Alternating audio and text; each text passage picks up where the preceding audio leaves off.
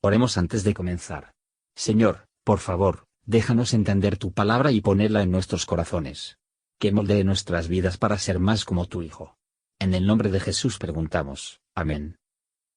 Capítulo 12.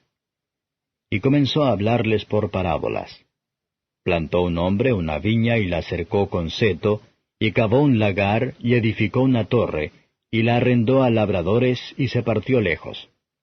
Y envió un siervo a los labradores al tiempo, para que tomase de los labradores del fruto de la viña.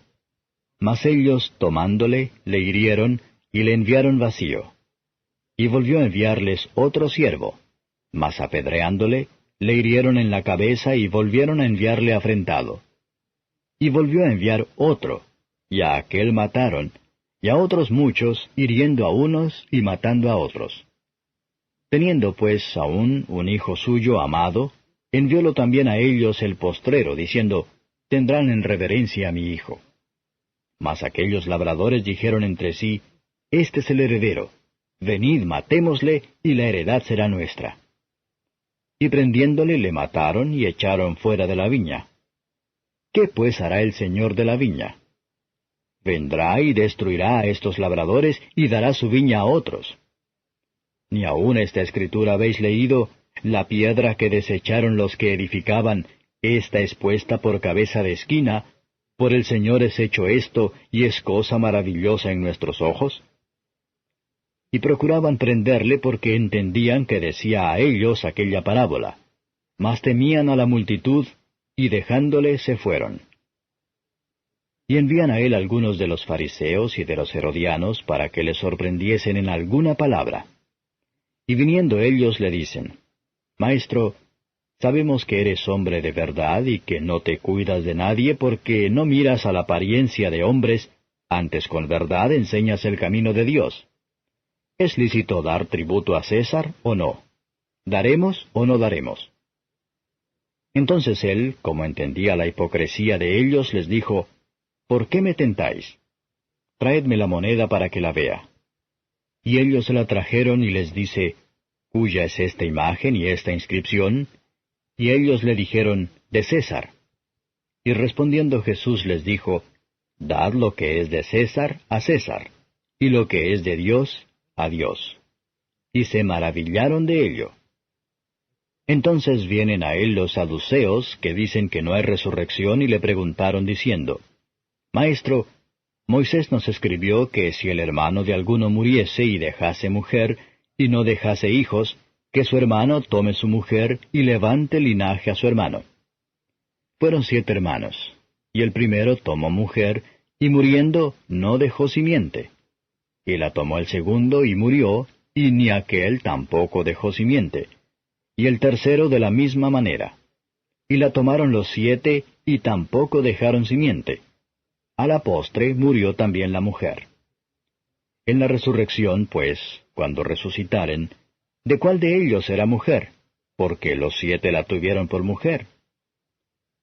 Entonces, respondiendo Jesús les dice, ¿no erráis por eso, porque no sabéis las Escrituras ni la potencia de Dios?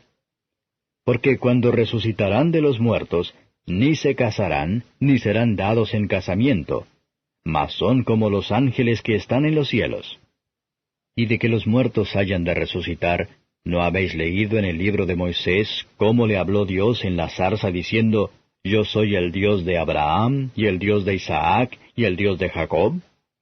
No es Dios de muertos, mas Dios de vivos, así que vosotros mucho erráis. Y llegándose uno de los escribas, que los había oído disputar, y sabía que les había respondido bien, le preguntó, ¿cuál es el primer mandamiento de todos? Y Jesús le respondió, el primer mandamiento de todos es, Oye Israel, el Señor nuestro Dios, el Señor uno es. Amarás pues al Señor tu Dios de todo tu corazón, y de toda tu alma, y de toda tu mente, y de todas tus fuerzas. Este es el principal mandamiento. Y el segundo es semejante a él. Amarás a tu prójimo como a ti mismo.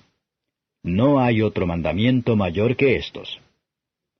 Entonces el escriba le dijo, Bien, maestro, verdad has dicho, que uno es Dios, y no hay otro fuera de él.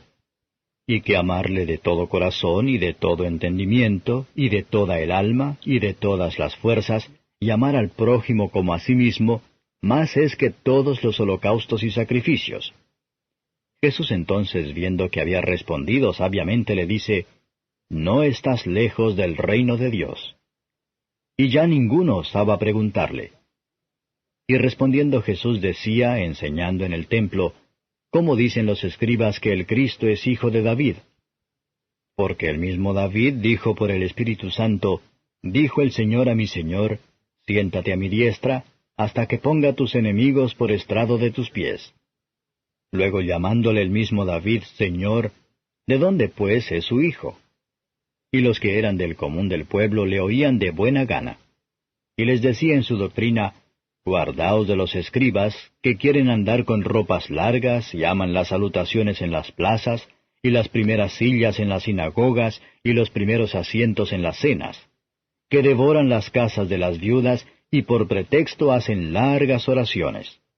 Estos recibirán mayor juicio. Y estando sentado Jesús delante del arca de la ofrenda, miraba cómo el pueblo echaba dinero en el arca, y muchos ricos echaban mucho. Y como vino una viuda pobre, echó 2 blancas, que son un maravedí.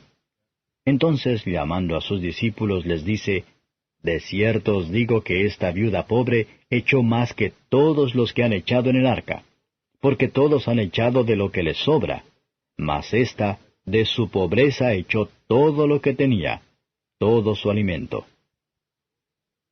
Comentario de Matthew Henry Marcos capítulo 12, versos 1 a 12. Cristo mostró en parábolas, que iba a dejar a un lado la iglesia judía.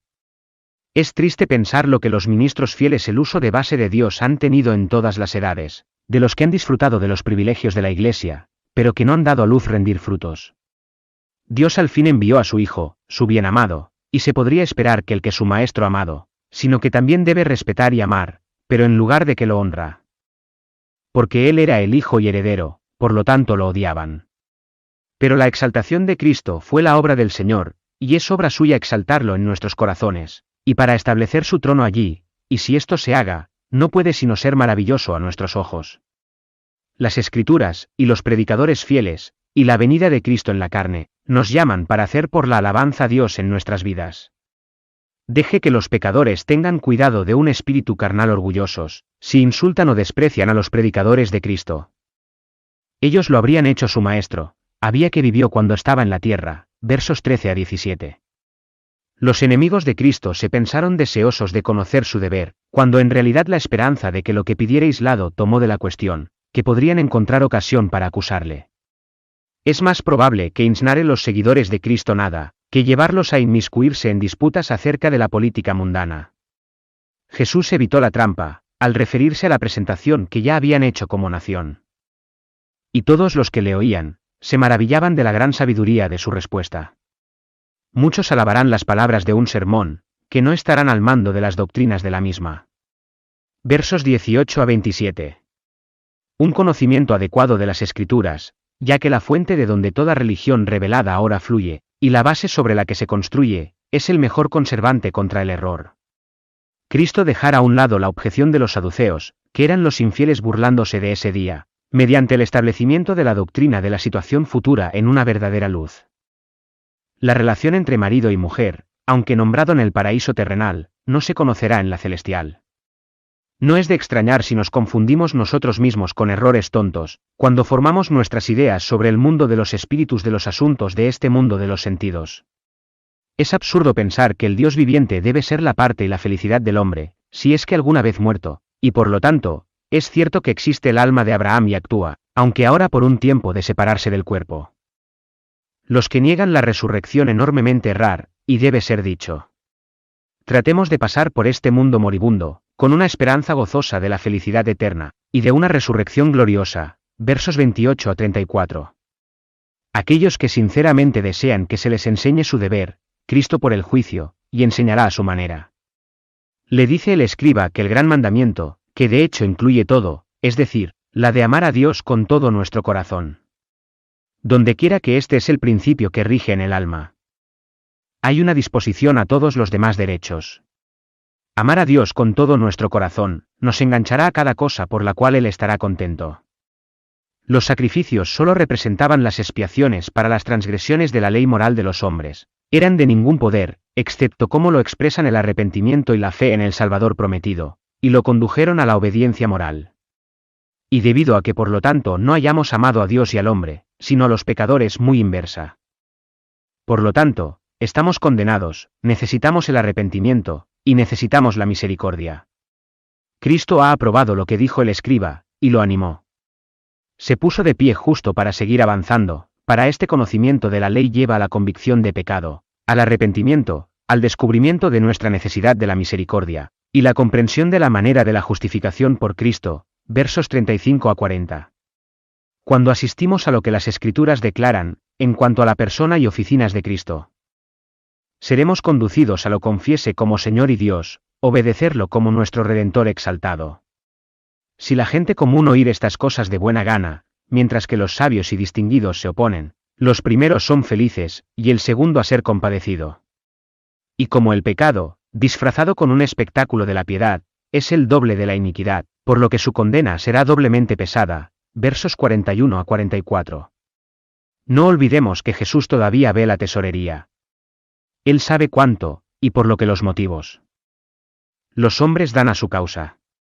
Él mira el corazón, y lo que nuestros puntos de vista son, de dar limosna, y si lo hacemos como para el Señor, o solo para ser vistos por los hombres.